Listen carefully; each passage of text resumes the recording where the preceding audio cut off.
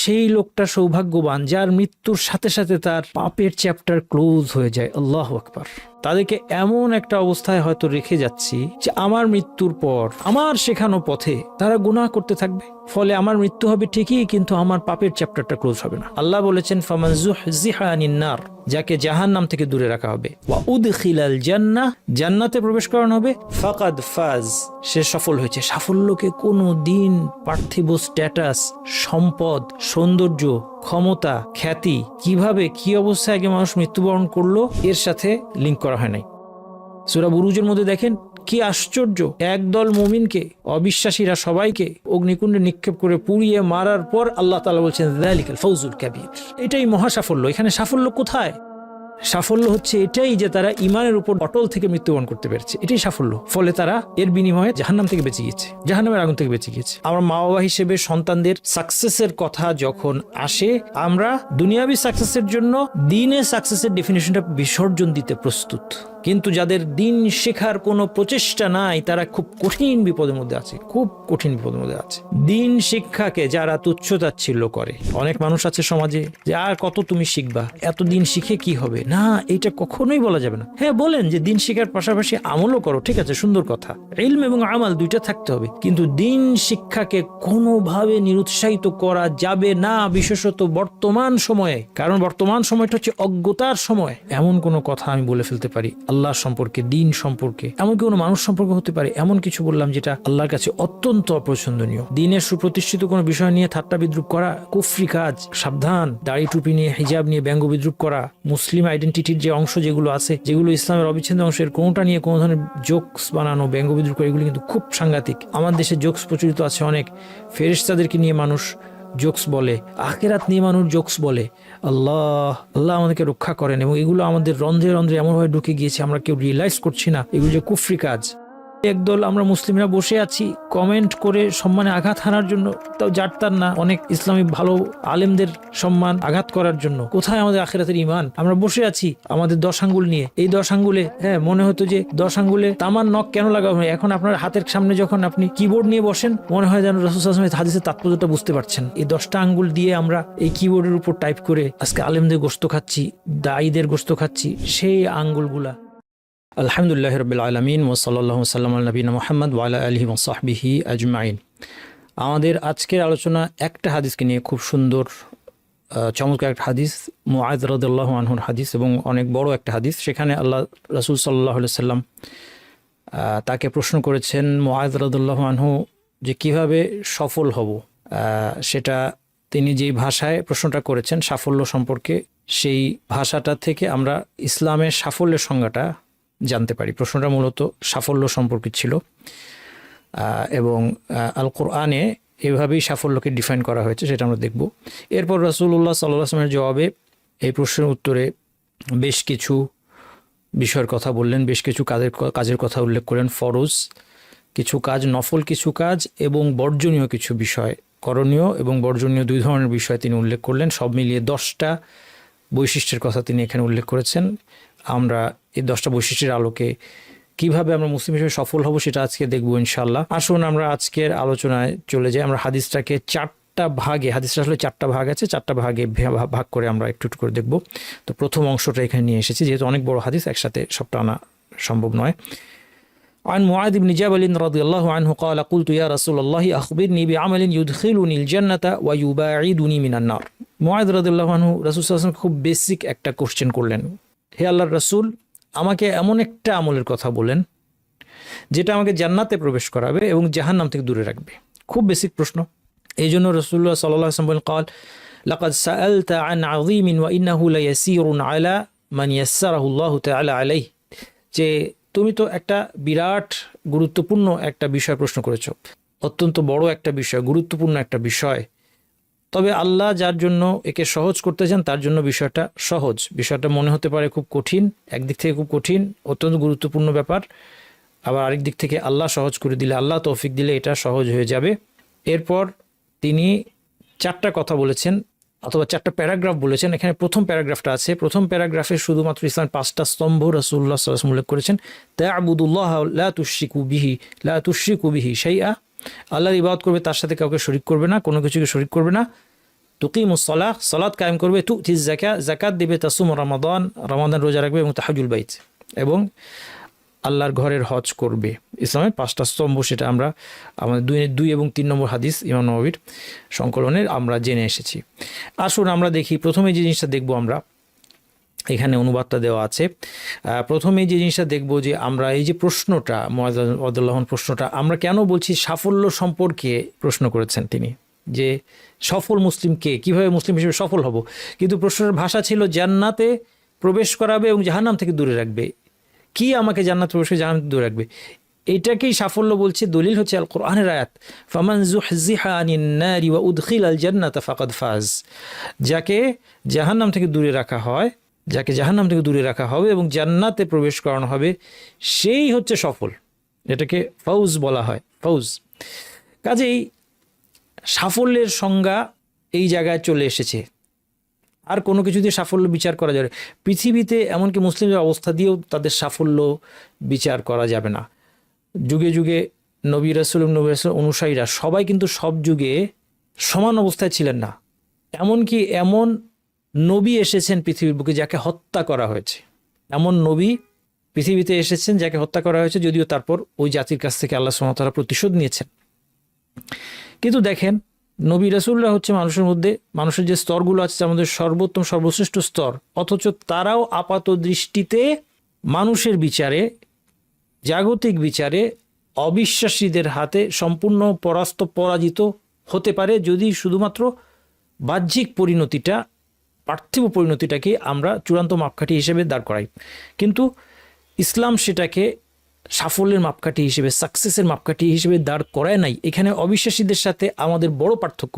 কিন্তু আমাদের মুসলিমদের চিন্তা জগতে এখন অবিশ্বাসীদের সাকসেসের ডেফিনেশন প্রাধান্য পাচ্ছে। এই জন্য আমার মা বাবা হিসেবে সন্তানদের সাকসেসের কথা যখন আসে, আমরা দুনিয়াবি সাকসেসের জন্য দিনের সাকসেসের ডেফিনেশনটা বিসর্জন দিতে প্রস্তুত। আমরা বেশিরভাগ মা বাবা, আমরা বলতে পারি, মুসলিমের কথাই বলছি, মুসলিমদের বেশিরভাগ মা বাবা আমরা আমাদের নিজেদের এবং বিশেষত সন্তানের জীবনে আমরা তাদের জাগতিক সাকসেসের যে ডেফিনেশন আছে, যেটা অবিশ্বাসীদের ডেফিনেশন, সেই ডেফিনেশনকে সামনে রেখে আমরা আখেরাতের সাকসেস সম্পূর্ণ বিসর্জন দিতে প্রস্তুত। আল্লাহ বলেছেন, ফামান যুহজিহা আনিন নার, যাকে জাহান্নাম থেকে দূরে রাখা হবে, ওয়া উদখিলাল জান্নাহ, জান্নাতে প্রবেশ করানো হবে, ফাকাদ ফাজ, সে সফল হয়েছে। সাফল্যকে কোনো দিন পার্থিব স্ট্যাটাস, সম্পদ, সৌন্দর্য, ক্ষমতা, খ্যাতি, কিভাবে কি অবস্থায় আগে মানুষ মৃত্যুবরণ করলো, এর সাথে লিঙ্ক করা হয় নাই। কোভিডের সময় আমি অনেককে দেখেছি, কোভিডের খুব একটা কঠিন সময় গিয়েছিল আমাদের, যে একজন কোভিডে মারা গেলে তাকে দাফন করা নিয়েও একটা খুব সতর্কতামূলক একটা পরিস্থিতির উদ্ভব হতো। স্পেশাল ড্রেস পরে অল্প কিছু লোক কোনোভাবে তাকে হয়তো দাফন করলো, তার জানাজা বেশি লোক হতো। অনেকে আশঙ্কা প্রকাশ করেছেন, যদি আমার দাফন করা না হয়, আমি যদি কোভিডে মারা যাই, যদি আমাকে ঠিকমতো দাফন করা না হয়। দেখেন, আপনার আমার চিন্তা করা উচিত, আমরা কোন অবস্থায় কোন আমলের উপর মৃত্যুবরণ করব। মৃত্যুর পর আমার লাশটাকে নিয়ে মানুষ কী করবে, এটা নিয়ে আমার চিন্তা দরকার নেই, এটা তাদের দায়িত্ব। হ্যাঁ, মৃত্যুর আগে আমার একটা দায়িত্ব আছে, সেটা হলো যারা আমাকে দাফন কাফন এগুলো করবে, মোস্ট প্রবাবলি ধরেন একজন বয়স্ক মানুষ যদি হন, তার সন্তান সন্ততিরা আছেন, তারাই তো এগুলোর দায়িত্ব নেবে। তাদেরকে তিনি ওসিয়ত করে শিখিয়ে যাবেন। এই জন্য আমাদের একটা কোর্স করতে হবে, আহকামুল জানাইজ। আহকামুল জানাইজ কোর্সটা ইনশাল্লাহ আপনারা করার পরে আপনাদের দায়িত্ব হবে আপনার সন্তানদেরকে এটা করানো। কেন? যেন তারা আপনাকে দাফন কাফনের সময় বিদআতের মধ্যে চলে না যায়, যেন তাদের বিদআতের জন্য আপনি জবাবদিহিতার সম্মুখীন না হয়, যে কেন তুমি তোমার সন্তানদেরকে শেখালে না। আলহামদুলিল্লাহ, আমার সন্তানদেরকে আমি এটা করেছি, ওদের মনে আছে কিনা আমি জানি না, কিন্তু ওদেরকে আমি আহকামুল জানাইজ পুরোটা পড়ানোর চেষ্টা করেছি, যেন আমার মৃত্যুর সময় যদি ওদের দায়িত্বে থাকে, তাহলে ওরা যেন কোনো ধরনের ইসলাম বিরোধী কাজ না করে। এটা একটা অন্যতম জায়গা, মৃত্যু এমন একটা উপলক্ষ যেখানে গিয়ে মানুষ অজ্ঞতার কারণে অথবা শোকের কারণে তারা ইসলামী যে বিধানগুলো আছে বিধানের বাইরে চলে যায়। খুব বেশি বিদাতের কতগুলো জায়গা আছে আমার দেশে, তার মধ্যে একটা হচ্ছে মৃত্যুকে কেন্দ্র করে বিভিন্ন ধরনের বিদাত আমাদের সময় চালু আছে। কি করতে হবে? আপনার সন্তানকে ওসিয়ত করে দিতে হবে। কিন্তু এরপর মৃত্যুর পরের অবস্থা নিয়ে আমরা চিন্তা করছি, যেটা আমার নিয়ন্ত্রণের বাইরে। আমি যেটা উদাহরণ দিলাম, কিন্তু মৃত্যু আমার কোন অবস্থা হবে? ইমানের উপর না কুফরির উপর, নেক আমলের উপর নাকি খারাপ কাজের উপর? মৃত্যুর সময় আমি কি রেখে যাচ্ছি? মৃত্যুর সময় কি আপনি আপনার ঘরে কোনো টেলিভিশন রেখে যাচ্ছেন? এমন কোনো ডিভাইস, স্মার্ট ডিভাইস, স্মার্টফোন, অনেক কিছু আপনার সন্তানের হাতে দিয়ে যাচ্ছেন যে মৃত্যুর পরেও আপনার তাদের গুনাহের সমপরিমাণ গুনাহ আপনার খাতায় লেখা হতে থাকবে? এই জন্য একজন আলেমের একটা কথা শুনে আমার মনটা ভেঙে গেছে। এই জিনিসটা এভাবে চিন্তা করে আমার মনটা ভেঙে গেছে বলতে আমি বোঝাচ্ছি যে খুব বিষণ্ণ লেগেছে আমার। উনি একটা অসাধারণ কথা বলেছেন। তিনি বলছেন সেই লোকটা সৌভাগ্যবান যার মৃত্যুর সাথে সাথে তার পাপের চ্যাপ্টার ক্লোজ হয়ে যায়। আল্লাহু আকবার। আমরা কিন্তু রিয়েলাইজ করছি না যে আমরা আমাদের সন্তানদেরকে, আমাদের উত্তরাধিকারীদেরকে, আমাদের স্ত্রী সন্তান যেই হোক, তাদেরকে এমন একটা অবস্থায় হয়তো রেখে যাচ্ছি যে আমার মৃত্যুর পর আমার শেখানো পথে তারা গুনাহ করতে থাকবে। ফলে আমার মৃত্যু হবে ঠিকই, কিন্তু আমার পাপের চ্যাপ্টারটা ক্লোজ হবে না। এটা খুব ডিপ্রেসিং একটা চিন্তা। এই জন্য অবশ্যই আমরা কখনো হতাশার সুযোগ নাই, আমাদেরকে এখনই সাবধান হওয়া দরকার। অতীতে যাই হয়েছে আমরা সবাই আমাদের উত্তরাধিকারীদেরকে ডেকে বলা উচিত, যদিও বা আপনি হাতে ধরে তাকে কোনো পাপও শিক্ষা দিয়ে থাকেন, কিন্তু আজকে আপনি এটা রিভার্স করতে পারেন, এখনো আশা আছে। আপনি তাকে বলেন যে আমি যদিও তোমাকে এই কাজে উৎসাহ দিয়েছি, কিন্তু এটা হারাম, আমি জানতাম না, আমি ভুল করেছিলাম, অন্যায় হয়েছে, তোমাকে আমি, সে যদি বড় হয়ে গিয়ে থাকে, যাকে এখন হাতে ধরে স্টপ করা যাবে না, তাকে অন্তত আপনি এই নসিহত করেন। আমরা যারা সন্তানদের হাতে মোবাইল তুলে দিয়েছি, মোবাইল একসময় তাদের হাতে দিতেই হয়, যাদের সন্তানরা বড় হয়ে গিয়েছে, এখনও নসিহত করবেন। এখনও বিয়ে দিয়ে দিয়েছেন, তাও নসিহত করতে হবে, তাও নসিহত করবেন যে বাবা, এটা এখনকার যুগের অন্যতম ভয়ঙ্কর ফিতনাগুলোর একটা, এই আমাদের হাতে হাতে যেই ডিভাইসটা আছে, এটার ব্যাপারে তুমি আল্লাহকে ভয় করো। আমি তোমাকে নসিহত করে গেলাম, আমি না দেখলেও আল্লাহ দেখছেন। তুমি আমার সামনে যেই কাজ করতে পারতে না, আল্লাহর সামনে সেই কাজ কীভাবে করবে? তারপরে যদি করো, আমি দায় থেকে মুক্ত। আমার আপনার টাকাই তো আমরা মোবাইল কিনে দিয়েছি। খুব সাবধান, খুব সাবধান। যাই হোক, আমি একটু দূরে চলে গিয়েছিলাম। আমাদের মূল কথা ছিল সাফল্য। আমাদের মা বাবাদের, মুরব্বীদের, শিক্ষকদের, সমাজপতিদেরকে, আমাদেরকে, নেতৃবৃন্দকে সাফল্যের ইসলামী সংজ্ঞার উপরে আসতে হবে। ফামান যুহজিহা আনিন নারি ওয়া উদখিলাল জান্নাতা ফাকাদ ফাজ। সূরা বুরুজের মধ্যে দেখেন কি আশ্চর্য, একদল মুমিনকে অবিশ্বাসীরা সবাইকে অগ্নিকুণ্ডে নিক্ষেপ করে পুড়িয়ে মারার পর আল্লাহ তাআলা বলছেন যালিকাল ফাউজুল কাবীর। এটাই মহা সাফল্য। এখানে সাফল্য কোথায়? সাফল্য হচ্ছে এটাই যে তারা ইমানের উপর অটল থেকে মৃত্যুবরণ করতে পেরেছে, এটাই সাফল্য। ফলে তারা এর বিনিময়ে তারা জাহান্নাম থেকে বেঁচে গিয়েছে, জাহান্নামের আগুন থেকে বেঁচে গিয়েছে। দ্বিতীয় যে বাক্য, এই বাক্য থেকে আমরা কিছু বুঝতে পারি যে আল্লাহ রাসূল সাল্লাল্লাহু আলাইহি ওয়াসাল্লাম বলছেন যে তুমি খুব গুরুত্বপূর্ণ কঠিন একটা বিষয়ের সম্পর্কে প্রশ্ন করেছো, কিন্তু আল্লাহ যার জন্য সহজ করে দেন তার জন্য সেটা সহজ। সুতরাং আমরা সবসময় আল্লাহর তৌফিকের মুখাপেক্ষী। এই বিষয়টা আর একটু আলোচনা করব সামনে। এবং এরপর সাফল্যের প্রথম ধাপেই ফরজ কাজগুলোর কথা রাসূল সাল্লাল্লাহু আলাইহি ওয়াসাল্লাম নিয়ে এসেছেন। ইসলামের 5টি স্তম্ভ। আল্লাহর ইবাদত করবে, তার সাথে কাউকে শরীক করবে না।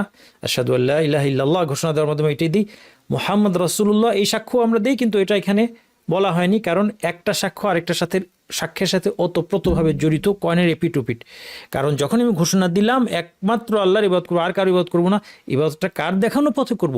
নবী মুহাম্মদ সাল্লাল্লাহু আলাইহি সাল্লাম দেখানো পথে, আল্লাহর নবীর দেখানো পথে করতে হবে। এই জন্য এই সাক্ষ্যের মধ্যে ওই সাক্ষ্য ঢুকে আছে, সবসময় সেটা উল্লেখ না করলেও চলে। সালাত, যাকাত, রমাদান এবং কাবাঘরের হজ, 5টি স্তম্ভ কি যথেষ্ট? কারো মন প্রশ্ন আসতে পারে যে একজন 5টি স্তম্ভের উপর আমল করার পরেও যদি কেউ চিন্তা করে যে আমি অন্যান্য গুনাহ করব, এই 5টা স্তম্ভই যথেষ্ট, এটা আমাকে জান্নাতে নিয়ে যাবে, আমি হারাম কাজ করলে অসুবিধা নাই, কবিরা গুনাহ করলে অসুবিধা নাই, না, এই চিন্তা ভাবনাটা ঠিক না। কারণ একটা মনে রাখতে হবে যে হাদিসগুলো একটা একটাকে ব্যাখ্যা করে। সুতরাং এই প্রত্যেকটা কাজ জান্নাতে যাওয়ার সাবাব বা কারণ, এই সাবাবের কনসেপ্টটা খুব সুন্দর, এটা আমাদের বোঝা দরকার। তার আগে দেখুন যে অন্যান্য হাদিসে কীভাবে আসছে। এক ব্যক্তি রাসূল সাল্লাল্লাহু আলাইহি ওয়াসাল্লাম জিজ্ঞেস করলেন যে আমি যদি ফরজ সালাত আদায় করি, রমাদানের রোজা রাখি, হালালকে হালাল মেনে গ্রহণ করি, হারামকে হারাম মেনে বর্জন করি, এর বাইরে কিছু না করি এবং জান্নাতে প্রবেশ করব? তিনি বলেন হ্যাঁ। তাহলে হারামকে হারাম মেনে বর্জন করাও এর মধ্যে কিন্তু চলে আসছে। তাহলে একটি হাদিসে সব কিছু আসবে এটা জরুরি নয়। আমাদের মুসলিমদের মধ্যে ধর্ম সম্পর্কে ভুলের একটা উৎস হচ্ছে কোরআন এবং হাদিসের একাংশ জানা এবং আরেক অংশ না জানা। কোরআন এবং হাদিসের এক অংশকে আরেক অংশ দিয়ে ব্যাখ্যা না করা। যদি বলি যে এটা সমস্ত বিভ্রান্তির উৎস, তাহলেও অতিরঞ্জন হবে না। কোরআন এবং হাদিসের দুইটা, কোরআন হাদিস মিলে এক জিনিস, কোরআন এবং সহিহ হাদিস মিলে এক জিনিস। কোরআনের ফজিলত এই জায়গায় যে এটা আল্লাহর বাণী, সালাতে এটা তিলাওয়াত করতে হবে এবং প্রতি হরফে 10টা নেকি আছে। কিন্তু ওয়াহি বা আল্লাহর পক্ষ থেকে মেসেজ হওয়ার দৃষ্টিভঙ্গিতে কোরআন এবং হাদিস একটা জিনিস, সবটা মিলে। এবং এর সহিহ হাদিস অবশ্যই, যে হাদিসটা সাব্যস্ত হয় না সেটা না। এবং এই সব কিছু এর এক অংশ আরেক অংশকে ব্যাখ্যা করবে। আপনি যখন এর এক অংশকে আরেক অংশ দিয়ে ব্যাখ্যা করে পুরাটাকে একসাথে বুঝবেন, তখন আপনি ঠিকভাবে বুঝবেন, সাহাবীরা এভাবে বুঝেছেন, আর নয়তো আমরা বুঝতে গিয়ে ভুল করব। যাই হোক, তাহলে এটা একটা ইস্যু। আরেকটা বিষয় যেটা আমি বলবো, যে সাবাব যেটা বলছিলাম, যে কোনো একটা কাজ যে করবে সে জান্নাতে যাবে যদি বলা হয়, বা এই কাজ করলে এই ফল পাওয়া যাবে, এর মানে হচ্ছে এটা এর সাবাব, কারণ। কিন্তু যখন একটা কাজ আরেকটা কাজের সাবাব বা কারণ হয়, তার মানে এই না যে সাবাব পাওয়া মানেই মুসাব্বাব পাওয়া যাবে, অর্থাৎ কারণটা পাওয়া মানে এটার ফল পাওয়া যাবে, এমন কোনো কথা নেই। এই জিনিসটা বোঝা খুব জরুরি। যেমন দোয়া করলে কি আল্লাহ দেন? অবশ্যই দেন। দোয়া হচ্ছে কোনো কিছু আমার কাঙ্ক্ষিত বস্তু পাওয়ার একটা সাবাব, শুধু তাই নয়, শক্তিশালী, অন্যতম শক্তিশালী সাবাব যখন আমি আল্লাহর কাছে দোয়া করি। কিন্তু তার মানে এই না যে দোয়া করা মাত্র ফলাফলটা হওয়া, ফল হওয়া, রেজাল্টটা পাওয়া অবধারিত। কেন নয়? কারণ এর অন্যান্য শর্ত এবং বাধা থাকতে পারে। এটা খুব সুন্দর একটা জাগতিক উদাহরণ দিয়ে খুব সহজ বুঝবে। যেমন কাউকে যদি বলা হয় ভেজাল খাদ্য থেকে মুক্ত থাকা হচ্ছে সুস্থতার কারণ, ডাক্তার বলেই থাকেন যে, স্বাস্থ্যবিদরা বলে যে আপনি ভেজাল খাবার থেকে মুক্ত থাকেন, আপনার শরীর ভালো থাকবে। আচ্ছা, একটা লোক সব কিছু খাঁটি খায়, কোনো ভেজাল কিছু খায় না, কিন্তু তারপরেও সে দেখা যাচ্ছে সারা বছর তার অসুখ বিসুখ লেগে আছে। কেন?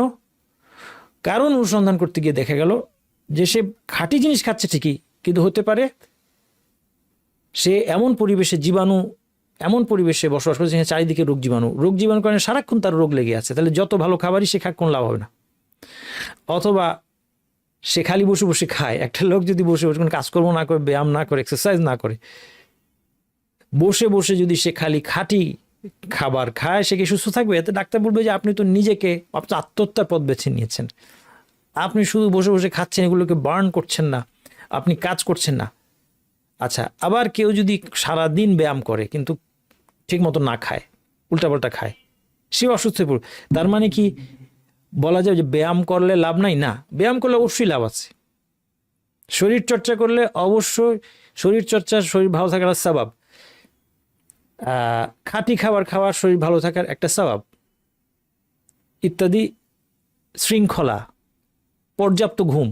কিন্তু এর মানে এই না যে কোনোটা এককভাবেই আমাকে এই ফলাফলটা এনে দিবে। ঠিক একই কথা প্রযোজ্য আমলের ক্ষেত্রে, দোয়ার ক্ষেত্রে। আশা করি বুঝতে পারলেন। তাহলে আমি যদি এমন একটা আমল করি যে আমলটা করলে জান্নাতে যাওয়া যাবে, তাহলে অবশ্যই এই আমলটা আমাকে জান্নাতে যাওয়ার একটা কারণ, জান্নাতে গিয়ে এগিয়ে দিবে। কিন্তু সে সম্পূর্ণভাবে আমাকে জান্নাতে নেবে না। এর পাশাপাশি যদি আমার অন্য আমল থাকে যেটা এর ফলাফলকে নেগেট করে দিচ্ছে, তাহলে ওই খারাপ কাজের কারণে কিন্তু আমি জান্নাত থেকে বঞ্চিত হব। এই জিনিসটা আসলে বুঝতে পারলাম। এরপর আরেকটা কথা যেটা বলবো, এই হাদিসটা আমরা পড়বো, সেই হাদিসের শুরুতে এটার কনসেপ্টটা বলে নিই। এই কনসেপ্টটা হচ্ছে ইসলামের উপর চলার আগে মাঝখানে এবং শেষে, এই 3 জায়গাতে আমরা আল্লাহর পক্ষ থেকে তৌফিক এবং সাহায্যের মুখাপেক্ষী। কারণ প্রথমে আমার অন্তর ইসলামের দিকে ঝুঁকতে হবে, ইসলামকে আমার সত্য বলে চিনতে হবে। আলহামদুলিল্লাহ, আজকে আমরা যারা ইসলামকে সত্য বলে জানি এবং ইসলাম মানতে চাই, এটা আমাদের জীবনে আল্লাহর সবচেয়ে বড় নিয়ামত, কিন্তু আমরা উপলব্ধি করি না। কারণ আল্লাহ আমাদের অন্তরকে গাইড করেছেন ইসলামের দিকে। আল্লাহ আমাদেরকে জ্ঞান দিয়েছেন যে এই ইসলামের পথই হচ্ছে সাফল্যের পথ। তাহলে শুরুতে আল্লাহর অনুগ্রহ, মাঝখানে আমি যখন ইসলামের উপর চলবো, প্রতি পদে আল্লাহ তাআলার তৌফিক ছাড়া আপনি কিভাবে ইবাদতের উপর অটল থাকবেন, কিভাবে হারাম থেকে বেঁচে থাকবেন, কিভাবে শাহাওয়াত এবং শুবহাতের ফিতনা থেকে আপনি বেঁচে থাকবেন। প্রত্যেকটা স্টেপে আবার আমরা আল্লাহর অনুগ্রহের মুখাপেক্ষী, আল্লাহর তো। এবং এই জন্য এটা একটা রহস্য, যে কারণে আমি বারবার এটা বলি, আগেও বলেছি, সূরা ফাতিহায় ইহদিনাস সিরাতাল মুস্তাকিম এই দোয়াটা রাখা হয়েছে। এটা ফরজ দোয়া, ফরজ দোয়া। এই দোয়া করা বাধ্যতামূলক, একবার না। শুধু ফরজ নামাজ যদি কেউ পড়ে 17 রাকাত, সারাদিনের 17 বার সে আল্লাহর কাছে হেদায়েত চায়, হয় সরাসরি চায় অথবা জামাতে থাকলে ইমাম চায়, ইমাম সবার পক্ষ থেকেই চায়, ইহদিনা, আমাদেরকে হেদায়েত দিন।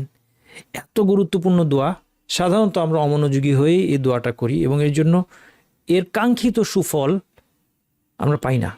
এরপর আমল শেষে, দিনের শেষে আমাদের যে আমল হবে সেটা কি জান্নাতের সমপরিমাণ? সীমিত কিছু আমল, এবং যার মধ্যে সাথে আরও অনেক গুনাহ মিশ্রিত আছে এবং অনেক ত্রুটিযুক্ত আমল, এর বিনিময়ে কি কখনো অনন্ত জান্নাতের সুখ শান্তি হতে পারে, যেখানে মানুষ যা চাইবে তাই পাবে? কখনোই নয়। কাজেই এই থার্ড স্টেজে গিয়ে প্রতিদানের সময় আবার আল্লাহর পক্ষ থেকে আমাদের ফদলের দরকার, অনুগ্রহ। যেই অনুগ্রহের কারণে, যেই রহমতের কারণে, মাগফিরাতের কারণে আল্লাহ তাআলা আমাদের অল্প সীমিত ত্রুটিপূর্ণ আমল কিছু, এগুলোকে গ্রহণ করে আমাদেরকে জাহান্নাম থেকে নাজাত দিবেন ইনশাআল্লাহ এবং জান্নাতে প্রবেশ করাবেন। এই প্রসঙ্গে এই হাদিসটা রাসূলুল্লাহ সাল্লাল্লাহু আলাইহি ওয়াসাল্লাম বললেন, লা ইউদখিলা আহাদান আমালুহুল জান্নাহ, তোমাদের কাউকে তার আমল জান্নাতে প্রবেশ করাবে না। ক্বালু ওয়ালা আনতা ইয়া রাসূলুল্লাহ, আপনাকেও না? ক্বালা লা ওয়ালা আনা, আমাকেও না।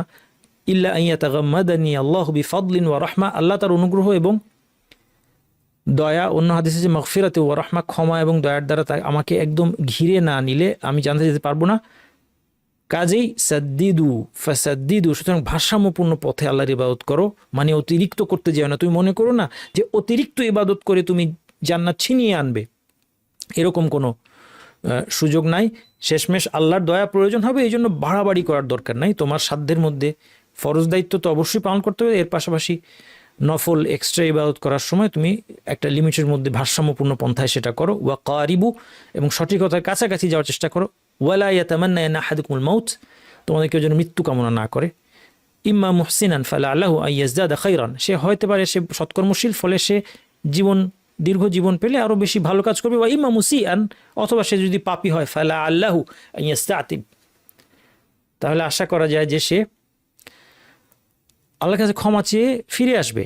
আশাবাদ, আমরা এভাবে চিন্তা করবো যে আমি তো গুনাহগার, আমার বেঁচে থাকলে আরও গুনাই করব না। আপনি কেন আশাবাদী হচ্ছেন না যে আমি বেঁচে থাকলে ইনশাআল্লাহ তওবা করে আল্লাহর পথে ফিরে আসবো, আমি যদি ভালো মানুষ হই আল্লাহ আমাকে তৌফিক আরও বাড়িয়ে দিবেন। এটা গুরুত্বপূর্ণ কনসেপ্ট।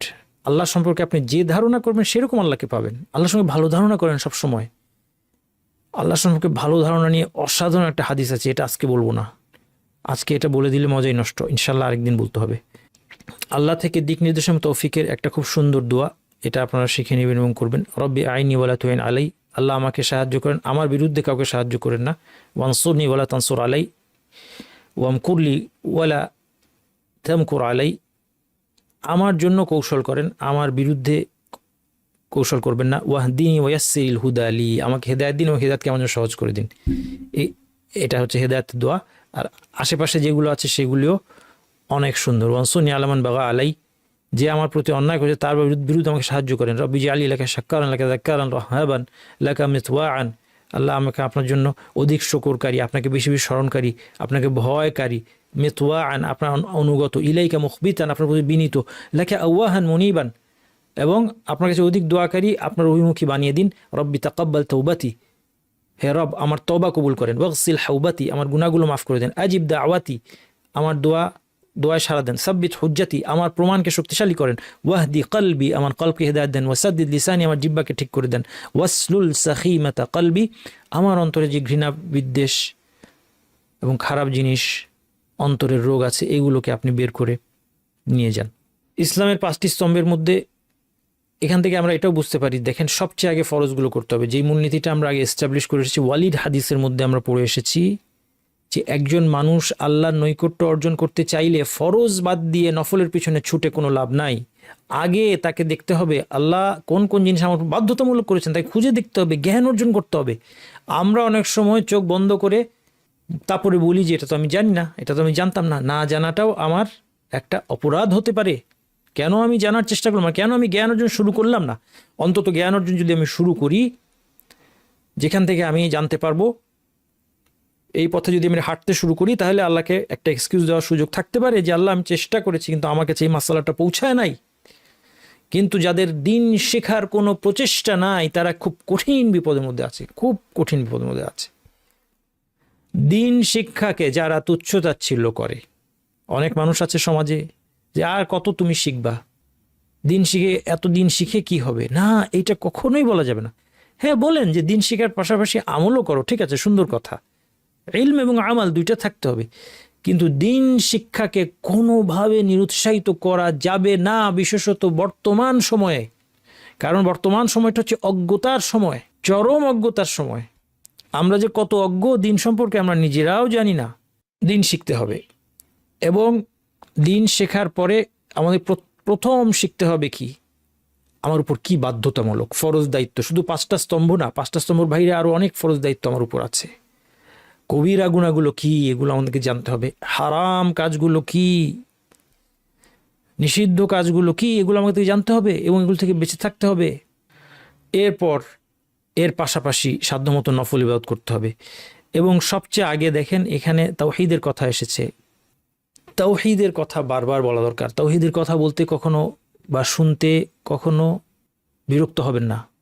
এই আয়াতটা মনে রাখেন, ওয়াজনুবনি ওয়া বানিয়া আন না'বুদাল আসনাম, এটা ইব্রাহিম আলাইহিস সালাম বলেছিলেন। ইব্রাহিম আলাইহিস সালাম কে ছিলেন? তিনি ছিলেন হচ্ছে মুওয়াহিদিনদের নেতা, একত্ববাদীদের নেতা। নিজ হাতে মূর্তি ভেঙে, অর্থাৎ এত শক্তিশালী তাওহীদের অধিকারী, তাওহীদের বাস্তবায়নকারী, তাওহীদের প্রচারকারী, সকল জাতিগুলোর কাছে সম্মানিত, এমনকি ইহুদি খ্রিস্টানরাও তাকে রেসপেক্ট করে। তিনি বলেছেন ওয়াজনুবনি ওয়া বানিয়া আন না'বুদাল আসনাম, আমাকে আর আমার সন্তানদেরকে আপনি মূর্তি পূজা থেকে রক্ষা করেন।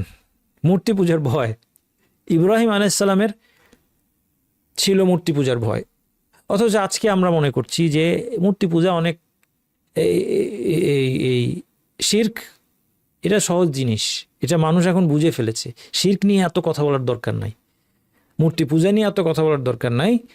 আমাদের এখন অন্যান্য গুরুত্বপূর্ণ বিষয় আছে, ওগুলো নিয়ে বেশি কথা বলা দরকার।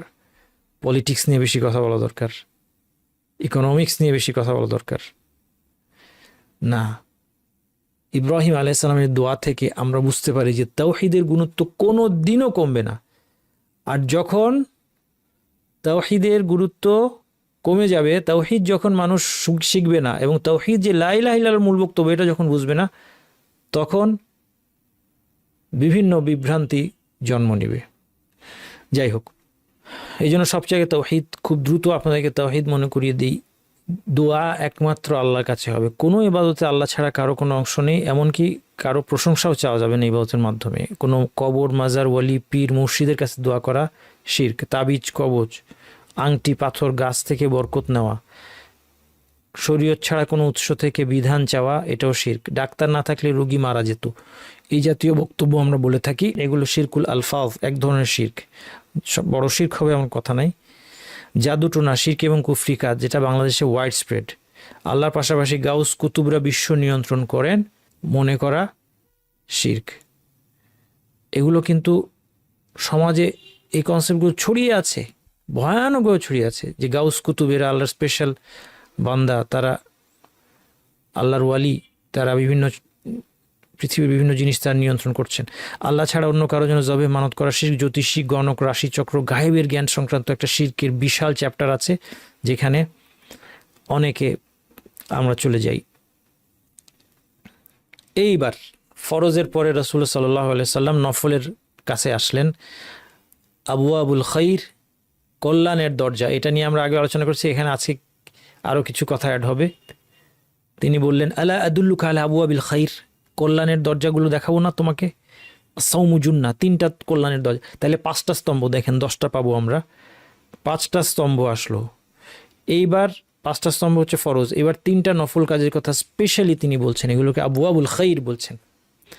এবং এগুলো এই 5টা স্তম্ভের সাথে লিঙ্কড এক্সটেনশন, 5টা স্তম্ভ 3টা স্তম্ভের এক্সটেনশন। কি? আসসাওমু জুন্নাহ, সাওম হচ্ছে ঢাল, তাহলে নফল সাওমের উৎসাহ দিচ্ছেন।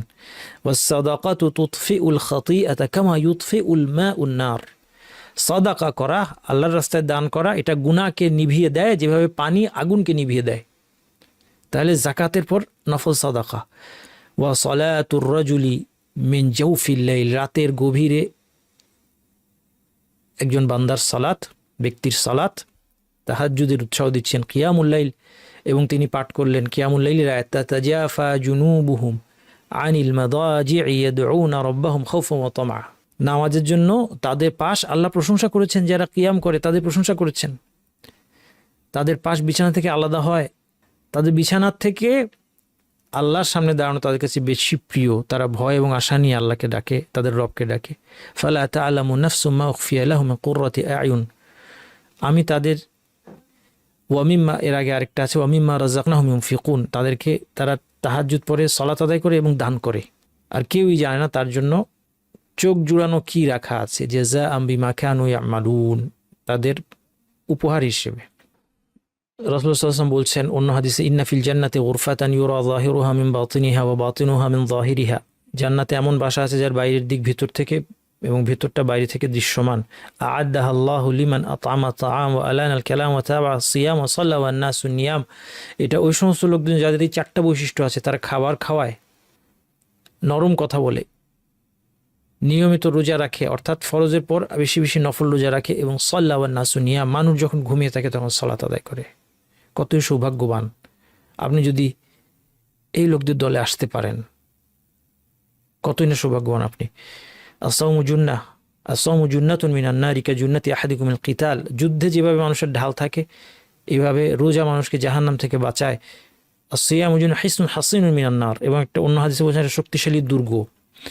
মান সামা ইয়াওমান ফি সাবিলিল্লাহ, আল্লাহর রাস্তায় যে একদিন রোজা রাখে, বা'আদা আল্লাহু ওয়াজহাহু আনিন নারি 70 খরিফান, 70 বছর দূরত্ব তার চেহারাকে আল্লাহ জাহান্নাম থেকে সরিয়ে নেবেন। আল্লাহর পথে রোজা রাখার অর্থ কেউ কেউ বলেছেন যুদ্ধের ময়দানে যারা রোজা রাখে, অন্যরা বলেছেন যে আল্লাহর পথে বলতে বোঝানো হচ্ছে আল্লাহর সন্তুষ্টির জন্য যারা রোজা রাখে।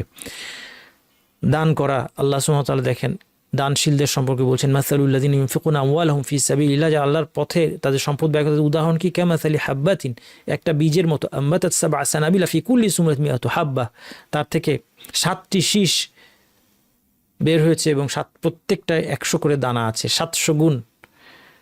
ইঙ্গিত দেওয়া হচ্ছে 700 গুণ সওয়াব হতে পারে একজন মানুষের দানের কারণে। 1 টাকা দান করে 700 টাকার সওয়াব সে পেতে পারে যদি পবিত্র উপার্জন থেকে ইখলাস সহকারে আল্লাহ সন্তুষ্টির জন্য দান করে।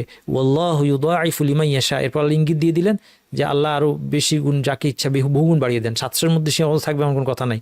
ওয়াল্লাহু ওয়াসিউন আলিম, আল্লাহ সর্বব্যাপী গুণাবলীর অধিকারী, সর্বজ্ঞ।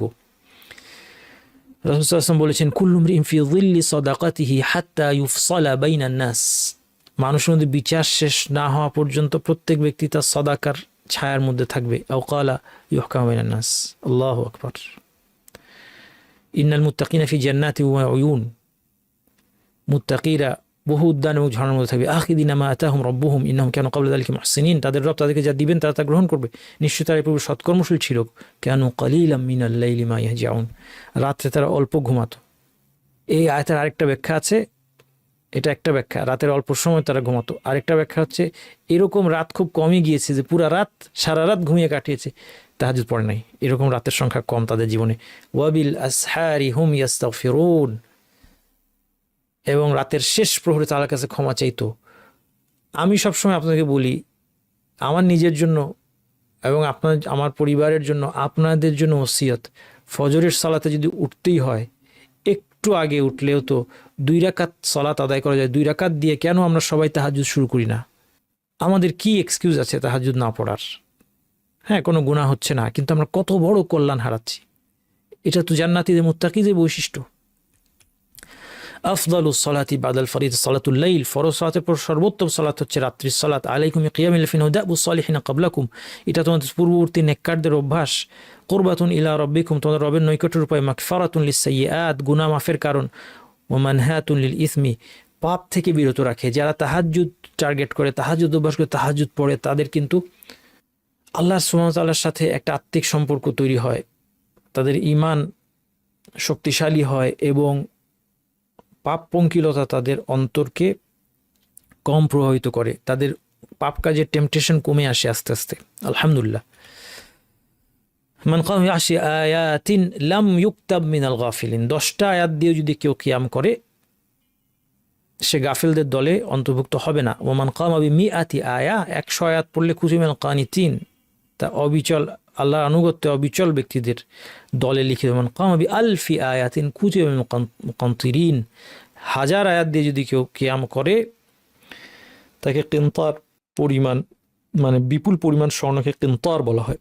বিপুল স্বর্ণের অধিকারীদের সওয়াবের, মানে স্বর্ণ দিয়ে উপমা দেওয়া হচ্ছে, সওয়াবের অধিকারীদের অন্তর্ভুক্ত গণ্য করা হবে। শেষ 2 পারায় আলেমগণ বলেন শেষ 2 পারায় 1000 আয়াতের মতো আছে, শেষ 2 পারায়। তো আমরা যদি বাকি ইয়েগুলোতে 1000 আয়াত নাই যদিও, তো এভাবে যদি চিন্তা করি 2 পারা, 2 পারা করে প্রতি রাতে তেলাওয়াত করা, তাহলে যদি এটা অনেক উঁচু স্তর। তো অল্প অল্প করে আমরা স্টার্ট করি, একসাথে আমরা বেশি বড়টা যদি টার্গেট করতে যাই আমাদের কষ্ট হবে এবং দেখা যাবে আমরা ছেড়ে দিব। হ্যাঁ, আগের হাদিসটা মনে রাখতে হবে, সাদ্দিদু ওয়া কারিবু ইয়ানজিলু রাব্বুনা তাবারাকা। এই হাদিস আপনারা সবাই জানেন। 1/3 বাকি থাকতে আল্লাহ অবতরণ করেন এবং ডাকতে থাকেন দেওয়ার জন্য। আল্লাহ ডাকতে থাকেন দেওয়ার জন্য, আমরা নেওয়ার জন্য জেগে নাই। তাহলে 5টা স্তম্ভ ফরজ, তারপর 3টা আবওয়াবুল খাইর, নফল ইবাদতের 3টা বড় দরজা পরিচয় করেন। এরপর এখন তিনি পুরো ইসলাম ধর্মটাকে যেন একটা প্রাসাদের সাথে তুলনা করছেন। বলছেন আলা উখবিরুকা বিরাসিল আমরি ওয়া আমুদিহি ওয়া যিরওয়াতি সানামিহি, আমি কি তোমার দ্বীনের মূল এবং তার স্তম্ভ এবং সর্বোচ্চ শিখর জানাবো না? ক্বালা কুলতু বালা ইয়া রাসূলুল্লাহ, অবশ্যই। ক্বালা রাসুল আমরিল ইসলাম ওয়া আমুদুহুস সালাত ওয়া যিরওয়াতু সানামিহিল জিহাদ, তিনি বললেন দ্বীনের মূল হচ্ছে ইসলাম, অর্থাৎ দ্বীনে প্রবেশ করার, এখানে ইসলাম বলতে ইসলাম গ্রহণ করা, 2 সাক্ষ্য দিয়ে ইসলাম গ্রহণ করা বোঝানো হচ্ছে। দ্বীনের শুরু হবে ইসলাম গ্রহণ করা 2 সাক্ষ্য দেওয়ার মাধ্যমে। এরপর একে যদি আমরা বিল্ডিংয়ের সাথে চিন্তা করি, এর স্তম্ভ হচ্ছে সালাহ। যদি সালাত না থাকে তাহলে এই দিনটা ভেঙে পড়বে, ধসে পড়বে। ইসলামের মধ্যে প্রবেশ করার পরেও আমি সাক্ষ্য দিলাম, তারপর সালাত আদায় করলাম না, আমার বিল্ডিংটা হয় নাই। এর সর্বোচ্চ শিখর, এর চূড়া হচ্ছে জিহাদ, যুরওয়াতু সানামিহি অথবা যিরওয়াতু সানামিহি আল জিহাদ। এর সর্বোচ্চ পিনাকল, একদম শিখর। আপনি দ্বীনের উৎকর্ষ, আপনি ফরজ নফল সব ইবাদত করার পর একদম যদি পিকে উঠতে চান তাহলে সেটা হচ্ছে জিহাদ। একজন বেদুইন আরাবিয়ান আতান নবী সাল্লাল্লাহু আলাইহি ওয়াসাল্লামের কাছে এসে আসলো, বলল ইয়া রাসূলুল্লাহ ইয়া রাজুল ইউকাতিলু লিল মাগনাম, একজন লোক গনিমতের জন্য যুদ্ধ করে। আর রাজুল ইউকাতিলু লিয-যিকর, কেউ বীরশ্রেষ্ঠ হওয়ার জন্য যুদ্ধ করে। আর রাজুল ইউকাতিলু লিয়ুরা মাকানুহু, খ্যাতির জন্য, বীরত্বের জন্য যুদ্ধ করে। ফামান ফি সাবিলিল্লাহ, কে আল্লাহর পথে? ক্বালা রাসূলুল্লাহ সাল্লাল্লাহু আলাইহি ওয়াসাল্লাম, তিনি বললেন মান কাতালা লিতাকুনা কালিমাতুল্লাহি আল উলিয়া ফাহু ফি সাবিলিল্লাহ, আল্লাহর বাণী সুউচ্চ হবে এর জন্য যে যুদ্ধ করবে সে আল্লাহর পথে আছে। কাজেই যে যুদ্ধ করবে আল্লাহর রাস্তায় তাকে অন্যান্য নিয়ত থেকে মুক্ত হতে হবে, একমাত্র আল্লাহর সন্তুষ্টির জন্য আল্লাহর বাণীকে সমুন্নত করার জন্য করতে হবে। আল্লাহ তাআলা কোরআনে বলেছেন ওয়ালা তাহসাবান্নাল্লাযীনা কুতিলু ফি সাবিলিল্লাহি আমওয়াতা, যারা আল্লাহর রাস্তায় নিহত হয়েছে তাদেরকে তোমরা মৃত বলো না, বাল মৃত মনে করো না, তাদেরকে তোমরা মৃত মনে করো না, বাল আহইয়াউন ইনদা রাব্বিহিম ইউরযাকুন, তারা জীবিত। মৃত মনে করো না মানে তারা জীবিত, মানে তাদের বারজাখে আরেকটা জীবন আছে, মৃত্যুর পরে আরেকটা জীবন আছে, মৃত্যুতে তার সব শেষ হয়ে যায় নাই। এর মানে এই না যে পার্থিব অর্থে মৃত্যুবরণ করে নাই। হ্যাঁ, এই জন্য এখান থেকে যদি কেউ বলে যে পার্থিব অর্থেই কেউ বেঁচে আছে, তাহলে এটা ঠিক না। কারণ যেটা আমরা শুরুতে বলেছিলাম যে বিভ্রান্তির উৎস কোন জায়গায়, কোরআন এবং হাদিস একটা একটার সাথে ব্যাখ্যা না করা, একটা একটাকে মিলিয়ে ব্যাখ্যা না করা। কুল্লু নাফসিন যায়িকাতুল মাউত, সবাই মৃত্যুর স্বাদ আস্বাদন করবে। কাজে মৃত্যুর স্বাদ সে আস্বাদন করেছে, তাহলে আল্লাহ যেটা বলছেন যে তোমরা তাকে মৃত মনে করো না, মানে ওই জীবনে তাকে তুমি কোনো অনুভূতিহীন, কোনো নিষ্ক্রিয় একটা নিরেট বস্তু তাকে মনে করো না, একটা মৃতদেহ। বাল আহিয়া, সেখানে তাদের আরেকটা জীবন আছে। ইনদা রাব্বিহিম রুযাকুন, তারা সেখানে রিজিক পাচ্ছে। ফারিহিনা বিমা আতাহুমুল্লাহু মিন ফাদলি, রিজিক পাচ্ছে, তারা আনন্দিত।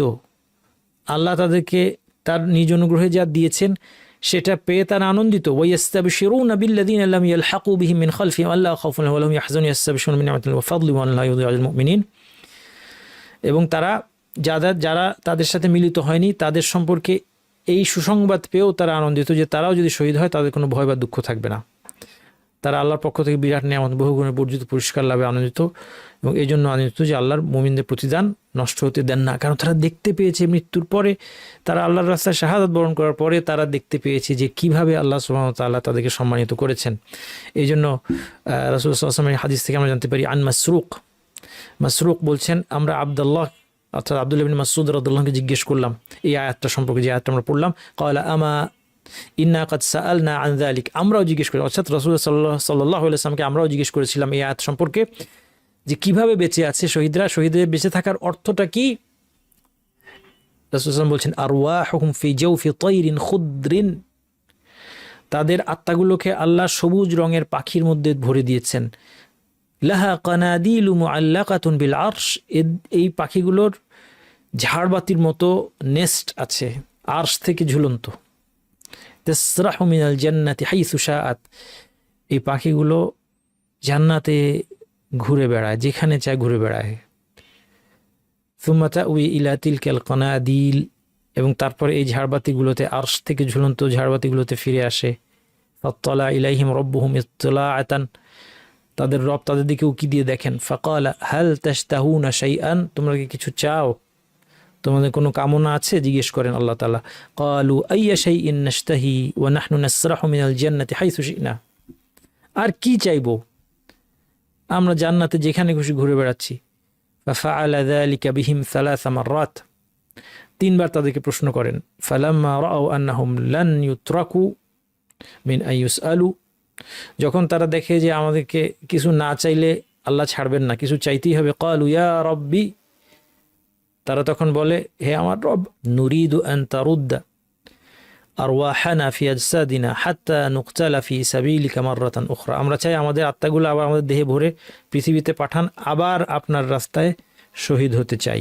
ফালাম্মা রাআ আন লাইসা লাহুম হাজাতুন তুরিকু, এবার আল্লাহ যখন দেখেন যে কোনো কিছুর আর তাদের প্রয়োজন আসলে নাই, তখন তাদেরকে ছেড়ে দেওয়া হয়।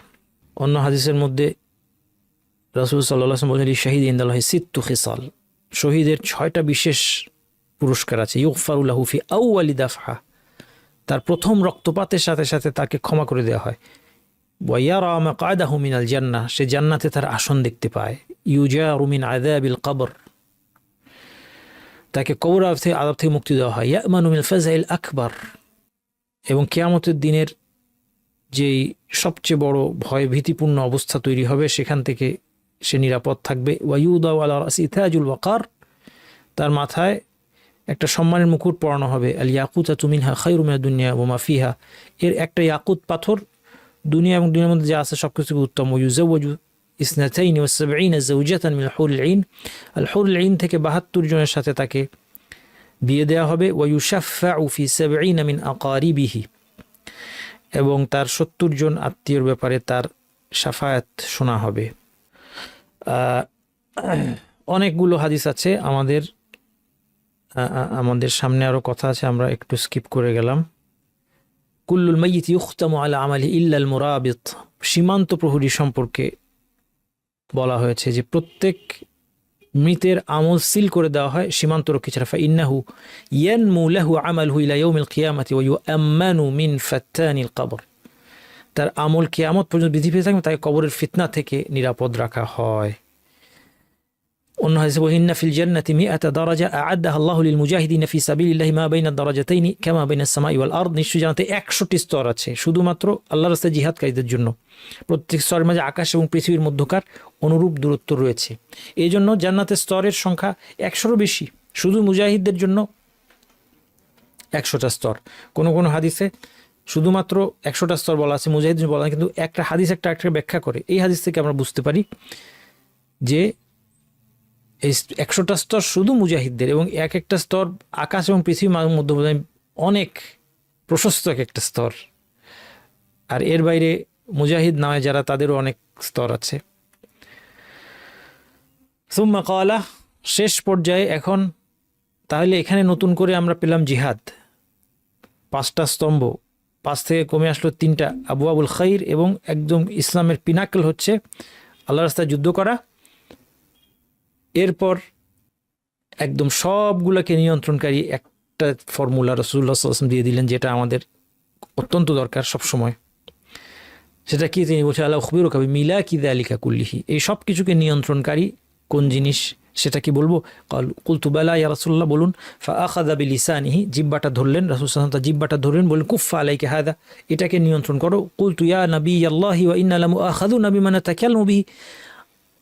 মুআয রাদিয়াল্লাহু আনহুর মতো বড় সাহাবী, তারও জানা ছিল না মুআখাযুন বিমা নাতাকাল্লামু, আমরা যে কথা বলি এর জন্য আমাদেরকে ধরা হবে। কথাটাকে কোনো আমল মনে করে না মানুষ, কথাটাকে কোনো কাজ মনে করে না মানুষ। মুআয রাদিয়াল্লাহু আনহুর মতো বড় সাহাবী, তিনি আশ্চর্য হয়ে গেলেন যে এই জিহ্বা দিয়ে এত কথা বলি, এর জন্য আমাদেরকে ধরা হবে। ফাকালা সাকিলাতকা উমুকা, সাকিলাতকা উমুকা ইয়া মুআয, সাকিলাতকা উমুক, তোমার মা তোমাকে হারাক, তোমার মা তোমাকে হারিয়ে সন্তান হারা হয়ে যাক, অর্থাৎ তুমি মরে যাও, তুমি মরে যাও। এটা কোনো বদদোয়া না, এটা হচ্ছে আরবি একটা প্রবাদ। এর মাধ্যমে কোনো কিছু বোঝার জন্য উৎসাহ দেওয়া হয়, অথবা তুমি এটা বুঝতে পারছো না, এরকম একটা এক্সপ্রেশন। তারপরে বলবো হাল ইয়াকুবু নাসা ফিন নারি আলা উজুহিহিম ওয়া আলা মানাখিরিহিম ইল্লা হাসাইদু আলসিনাতিহিম, মানুষকে তার জিহ্বার ফসল ছাড়া অন্য কিছু তাদের চেহারা কিংবা নাকের উপর উপুর করে আগুনে নিক্ষেপ করবে কি? অর্থাৎ বহু মানুষ জিহ্বার কারণে জাহান্নামী হবে। আল্লাহ সুবহানাহু ওয়া তাআলা জিহ্বার ক্ষতি থেকে আমাদের রক্ষা করুন। জিহ্বার দ্বারা অনেকগুলো গুনাহের কাজ হয়, এগুলো সংক্ষেপে বলি, আজকে শেষ করে দেব। জিহ্বার দ্বারা শিরকি কুফরি কথা হয়, এমন কোনো কথা হয়ে যেতে পারে যা আল্লাহর কাছে এত অপছন্দ, লা ইউলকি লাহা বালান, যে বলেছে সে এটাকে কিছুই মনে করে না, খুব সহজে মুখ দিয়ে উচ্চারণ করে ফেলে, ইয়াহুই বিহা ফি জাহান্নাম, কিন্তু এই কথার কারণে সে জাহান্নামে পতিত হয়। এই জন্য আমরা অনেক সময় খুব হালকা মুডে থাকলে এটা আমাদের জন্য বিপজ্জনক। এই সময়গুলোতে আমাদের মুখ থেকে এমন কোনো কথা বের হয়ে যেতে পারে, এবং বিশেষত জ্ঞানের অভাব যদি থাকে, সতর্কতার অভাব থাকে, তাহলে এমন কোনো কথা আমি বলে ফেলতে পারি আল্লাহ সম্পর্কে, দিন সম্পর্কে, এমনকি কোনো মানুষ সম্পর্কে হতে পারে, এমন কিছু বললাম যেটা আল্লাহর কাছে অত্যন্ত অপছন্দনীয়। আল্লাহর কাছে আমরা আশ্রয় চাই, আমাদের জিহ্বার কুফল থেকে আমরা আল্লাহর কাছে আশ্রয় চাই। এই জিহ্বাটা খুব অবাধ্য একটা অঙ্গ শরীরের, আমরা এটাকে নিয়ন্ত্রণ করতে খুব কষ্ট হয় আমাদেরকে এই জিহ্বাকে বসে আনতে হবে। রাসূল সাল্লাল্লাহু আলাইহি ওয়াসাল্লাম বলেছেন মাইয়াদমান লিমা বাইনা লিহিয়াইহি ওয়া বাইনা রিজলাইহি আদমান লাহুল জান্নাহ। এই হাদিস আপনি জানেন, 2 চোয়ালের মধ্যবর্তী এবং 2 পায়ের মধ্যবর্তী যে লজ্জাস্থান, এই দুইটা জিহ্বা এবং লজ্জাস্থানকে যে গ্যারান্টি দিতে পারবে, এই দুটাকে নিয়ন্ত্রণ করবে, আমি তাকে জান্নাতের গ্যারান্টি দিচ্ছি। একদল মুনাফিক, এই আয়াতে সূরা তওবার আয়াতে একদল মুনাফিক কথা বলা হচ্ছে যে তারা দিন সম্পর্কে উপহাস ঠাট্টা বিদ্রুপ করার মাধ্যমে তারা কুফরিতে চলে গেছে। বলা ইনসালতাহুম, তাদেরকে জিজ্ঞেস করে তারা বলবে লাকুল ইন্নামা কুন্না নাখুদু ওয়া নালআব, আমরা একটু গল্প গুজব করছে, মজা করছিলাম। মজা করে তারা হাসি ঠাট্টা করেছিল সাহাবীদেরকে নিয়ে। কুল আবিল্লাহি ওয়া আয়াতি ওয়া রাসূলি কুনতুম তাস্তাহজিউন, তোমরা কি আল্লাহ তার আয়াত এবং তার রাসূলকে নিয়ে বিদ্রুপ করছিলে? লা তা'তাযিরু কাদ কাফারতুম বা'দা ঈমানিকুম, অজুহাত দিও না, ঈমানের পর তোমরা কুফরি করেছো, তোমরা কুফরিতে চলে গিয়েছো। মনে রাখতে হবে, দিনের সুপ্রতিষ্ঠিত কোনো বিষয় নিয়ে ঠাট্টা বিদ্রুপ করা কুফরি কাজ, সাবধান। হিজাব নিয়ে, দাড়ি টুপি নিয়ে, হিজাব নিয়ে ব্যঙ্গ বিদ্রুপ করা, মুসলিম আইডেন্টিটির যে অংশ যেগুলো আছে, যেগুলো ইসলামের অবিচ্ছেদ্য অংশের, কোনোটা নিয়ে কোনো ধরনের জোকস বানানো, ব্যঙ্গ বিদ্রুপ করা, এগুলো কিন্তু খুব সাংঘাতিক। আমার দেশে জোকস প্রচলিত আছে অনেক। ফেরেশতাদেরকে নিয়ে মানুষ জোকস বলে, আখিরাত নিয়ে মানুষ জোকস বলে। আল্লাহ আল্লাহ আমাদেরকে রক্ষা করেন। এবং এগুলো আমাদের রন্ধ্রে রন্ধ্রে এমনভাবে ঢুকে গিয়েছে, আমরা কেউ রিয়েলাইজ করছি না এগুলো যে কুফরি কাজ। মিথ্যা কথা একটা জঘন্য অপরাধ। এমনকি সেই হাদিসগুলো আনলাম না, সব হাদিস আনলাম না, আমি একটু বাছাই করে করে নিয়ে এসেছি। এমনকি যদি লোক হাসানোর জন্য মিথ্যা বলে, ওয়াইলুল লিল্লাযী ইউহাদ্দিসু ফায়াকযিবু লিইউদহিকা বিহিল কওমা ওয়াইলুল লাহু, তার জন্য দুর্ভোগ। ওয়াইল বলা মানে খুব কঠিন কথা বলা, মানুষকে হাসানোর জন্য মিথ্যা কথা বলে। আমাদের ভয় আছে, আমাদের এখন অনেক দিনী ইউটিউবাররা আছেন। দিনী ইউটিউবার বলতে কি, তারা মুসলিম, তারা ইসলামকে ভালোবাসেন, তারা অনেকে মাদ্রাসা ব্যাকগ্রাউন্ডের, তারা নামাজি, কিন্তু তারা বিভিন্ন কিছু বানিয়ে মানুষকে হাসান এবং এর মধ্যে তো মিথ্যা থাকেই। ভয় আছে তাদেরকে সতর্ক করা দরকার। হয়তো বলতে পারেন কেউ যে না উনি ফতোয়া দিয়েছেন আমাকে। দেখেন, ফতোয়াই শেষ কথা না, আমাদেরকে সবসময় সতর্কতার গণ্ডির মধ্যে থাকতে হবে। হ্যাঁ, ফতোয়াই কিন্তু শেষ কথা না। এরপর মিথ্যার মধ্যে মারাত্মক মিথ্যা হচ্ছে দিন সম্পর্কে মিথ্যা বলা। এটা আমাদের দেশে এই ব্যাপারে সতর্কতার খুব অভাব। হাদিসে আছে বলে কত আজগুবি কথা মানুষ বলছে, এমনকি মসজিদের মিম্বর থেকে আমরা যখন এগুলো শুনি, এর চেয়ে দুঃখের কি হতে পারে বলেন? রাসূল সাল্লাল্লাহু আলাইহি ওয়াসাল্লাম বলেছেন, মান কাযাবা আলী মুতাআম্মিদান ফায়াতাবাওয়া মাকআদাহু মিনান নার, যে ইচ্ছা করে আমার মিথ্যা বলবে সে জাহান্নামে তার আবাস বানিয়ে নিক। কোন হাদিসে ইচ্ছা করে কথাটাও আসে নাই। মান কাযাবা আলাইয়া ফালিয়াতাবা, যে আমার মিথ্যা বলবে সে জাহান্নামে তার আসন বানিয়ে নিক। সুতরাং এটা ইচ্ছা করে মিথ্যা বলার নবী সাল্লাল্লাহু আলাইহি ওয়াসাল্লামের নামে, এটা যারা করবে তারা তো রিয়েলি বিভ্রান্ত। অনেকে অসতর্কতার কারণে কিন্তু বলে বসে যে ইসলামে এটা আছে, এটা জায়েজ, এটা না জায়েজ, এটা হারাম, এটা ফরজ, হাদিসের মধ্যে এটা আছে। আল হাদিস, যেমন দেশপ্রেম ইমানের অঙ্গ আল হাদিস। আমাদের ছোটবেলায় আমরা টেলিভিশনের মধ্যে দেখতাম, তখন তো এত চ্যানেল ছিল, একটাই ছিল বিটিভি। দেশপ্রেম, দিনের জ্ঞান অর্জনের জন্য চীন দেশ পর্যন্ত যাও, আল হাদিস। বানোয়াট কথাবার্তা, এগুলো কোনো হাদিসের মধ্যে নাই, অথবা থাকলেও জাল হাদিস।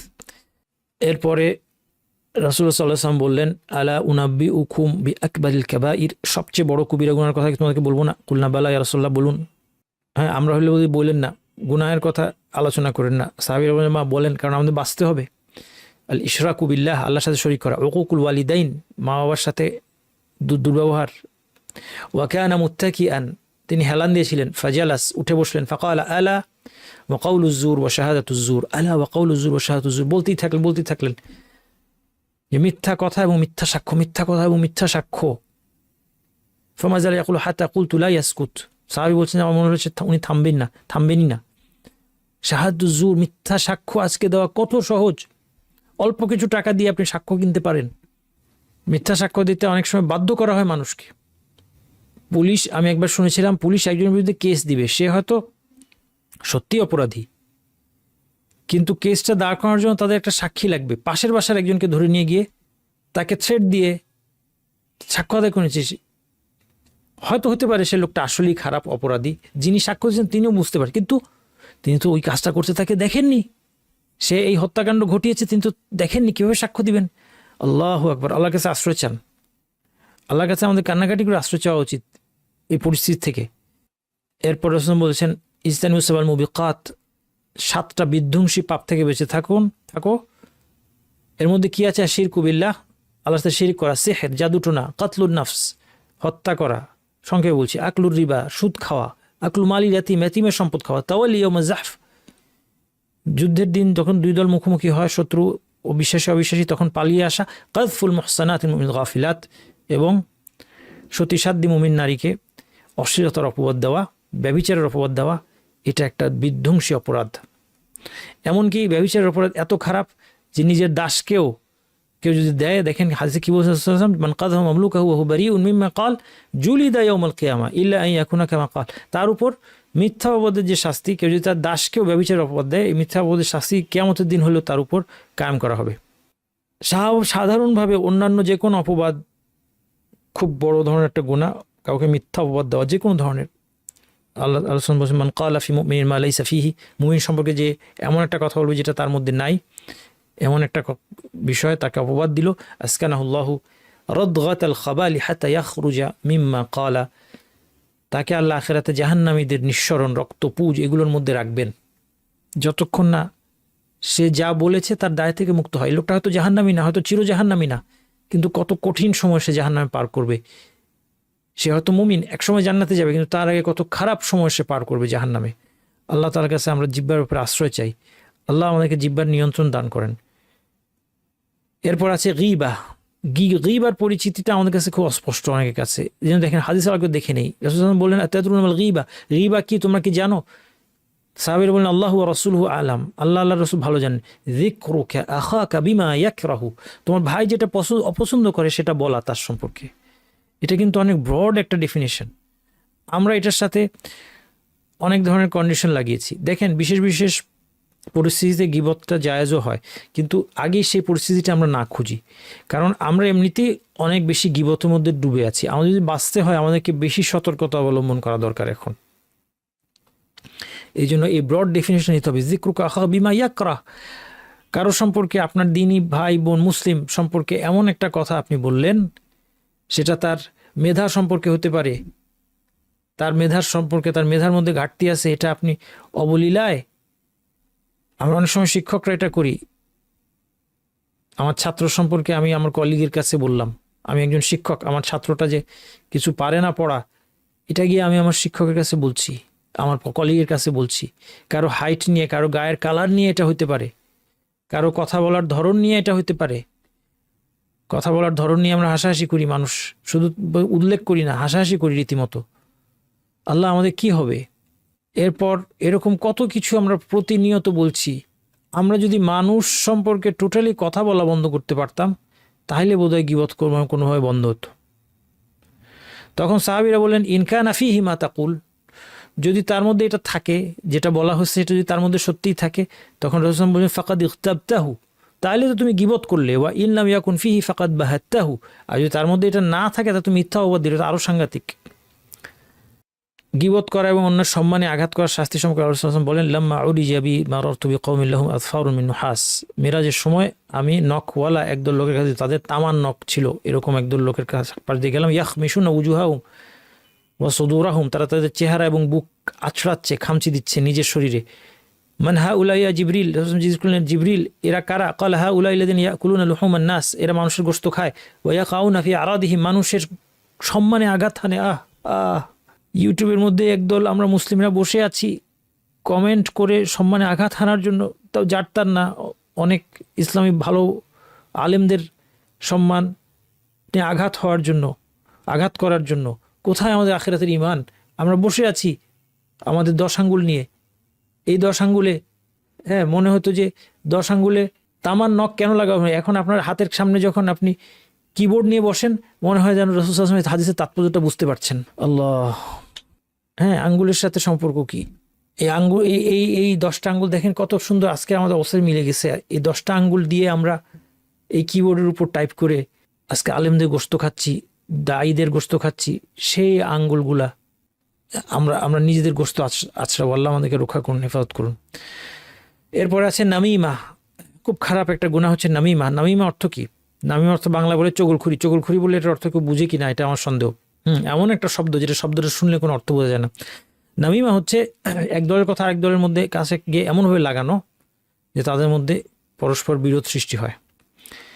কবরের আযাবের একটা কারণ হচ্ছে নামিমা। এই হাদিসের মধ্যে আমরা দেখতে পাচ্ছি যে নবী সাল্লাল্লাহু আলাইহি ওয়াসাল্লাম যেটা কবরের পাশ দিয়ে যাওয়ার সময় তিনি আওয়াজ শুনলেন যে তাদেরকে শাস্তি দেওয়া হয়েছে, নবী সাল্লাল্লাহু আলাইহি ওয়াসাল্লামকে কবরের আযাবের আওয়াজ শোনানো হয়েছে।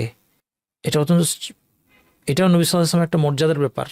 আমাকে আপনাকে এই আওয়াজ শোনালে আমরা তো পৃথিবীতে বাঁচতে পারবো না, কিন্তু রাসূল সাল্লাল্লাহু আলাইহি ওয়াসাল্লামকে উম্মতকে শিক্ষা দেওয়ার জন্য তিনি কত কষ্ট করেছেন ভেবে দেখেন, তাকে এটা শুনতে হয়েছে।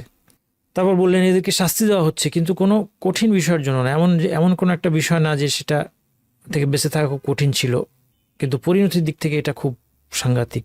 সেটা কি? একজন তার প্রস্রাবের ছিটা থেকে বাঁচতো না, আরেকজন হচ্ছে নামিমা করে বেড়াতো। এর কথা ওর কাছে গিয়ে লাগায় যেন তাদের মধ্যে বিদ্বেষ তৈরি হয়। সুবহানাকাল্লাহি ওয়া বিহামদিহি আশহাদু আল্লা ইলাহা ইল্লা আনতা আস্তাগফিরুকা ওয়া আতুবু ইলাইক।